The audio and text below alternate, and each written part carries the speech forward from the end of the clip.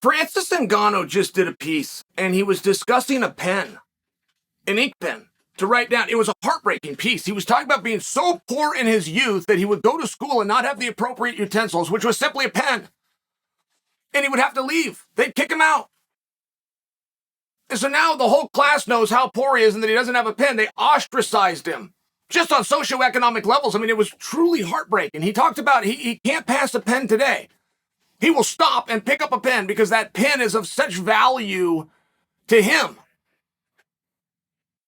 And that pen was more than just a metaphor. I mean, it really was a very fascinating piece on Francis. Then the poor guy is also working nonstop. And he worked in like a mine. He said what the job was. It was a very laborious job. And he didn't make enough money not only to buy the pen, he didn't make enough money to buy lunch. So now all of a sudden you're going, wait a minute. How are you working a guy and you don't pay him enough that he can buy something to eat? Very sad, very tough situation. And I've read a lot of people saying that Francis is sabotaging his own career. Now, I will be one of those people if we're in the same spot a year from now. I'm not on board with that right now. It's very different. I mean, you must understand, yes, Francis is playing a very tough game. One that, historically speaking, is not overcame. But he's doing it simultaneous with a leg injury. You've got to remember that part. You have to remember that part. Here, let me give you a fine example. Jon Jones walked away from the sport. He gave a world championship back.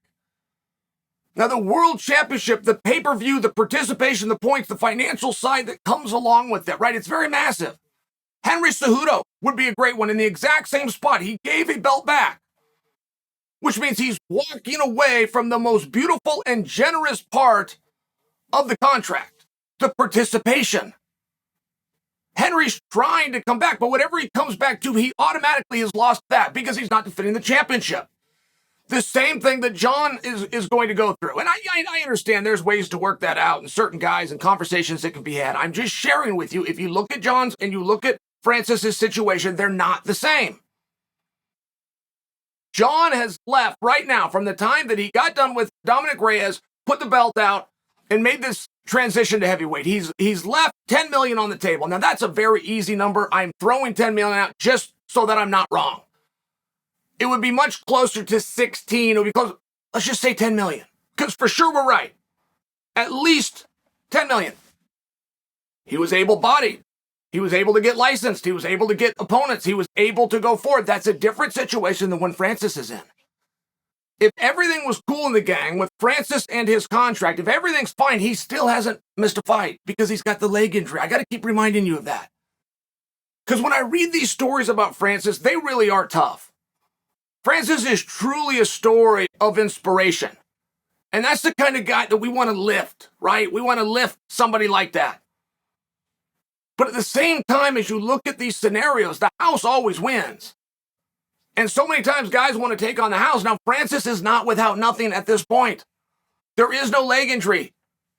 So even though he's chasing a mythical fight for a mythical amount of money with mythical rules and trying to preserve the opportunity to do so, he hasn't actually left anything on the table. He's competed every time that he can compete. Broad stroke statement. But as these guys start to come back, I mean, in Jon Jones's mind, Jon is a massive draw. In all of our minds, he for sure is a massive talent. Simple supply and demand will make Jon's next fight Jon's biggest fight. Just the simple principle of supply and demand. But who's it going to be against and win? So if you were to sit back and you were to observe, Jon walked away when they needed him. Now Jon needs back in. He's a prize fighter and he's going dry. He needs back in, but now there's still that side. Even if subconscious, I'm going to show. I told you then that we chose you. We didn't need you. But I'm not sure you believe me. So now I'm going to make sure this is crystal clear. When you're willing and want to come back, I'm going to show you I don't need you. Even if subconscious, that is a piece of all of this. Now let's look at the same thing with Francis. Even though he's got the knee injury, and I want you guys to really understand that. Before you give Francis a hard time, Francis has not left $1 on the table. Not yet. Not yet.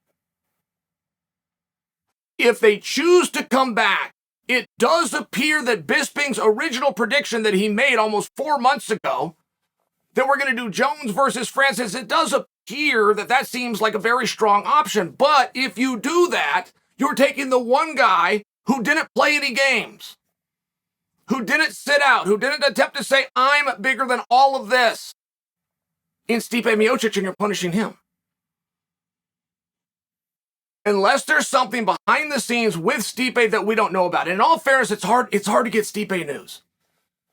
Stipe doesn't come out and talk to us. He doesn't share as much with us. So perhaps we don't know something that did happen. But I just want to argue for you. You've got these three characters. Two of them tried to play a game. And two of them are getting reminded that game is unnecessary. That we have the dates, we have a business we're moving forward. We choose to promote you and put you in those spots, not the other way around. If they get chosen and Stipe gets left out, you're punishing the one guy who did nothing wrong. I just think that's interesting. And this is for you smart marks out there. It's not about what I've just said. It's about what I haven't said. It's about reading between the lines. But I would like to amend that one piece on Francis, because his story is truly inspirational. His story is made for a movie. I don't know how you can work a job and can't afford a pen. And I can't relate to that.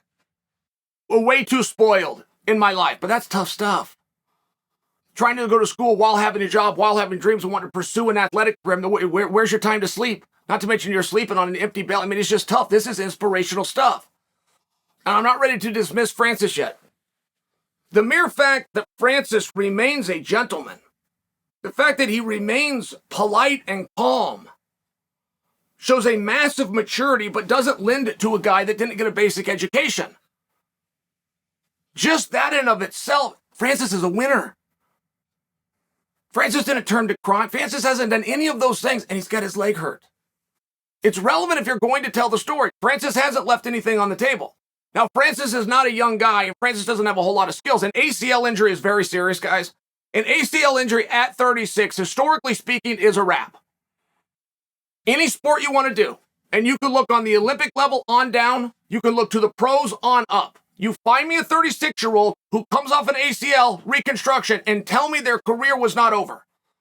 It's rare. It's tough. It's a hard spot. And I don't agree that Francis is 36 years old. I'll go along with Francis is at least 36 years old, and I'm just sharing for you. He's got to overcome something else again. He's in the process of doing it. Francis is still our guy. Francis is still our champion. But I don't believe the comparison of Jon willingly walking away trying to show you who's got the whip hand versus Francis having an argument while he's rehabbing a knee. I don't think those are the same story.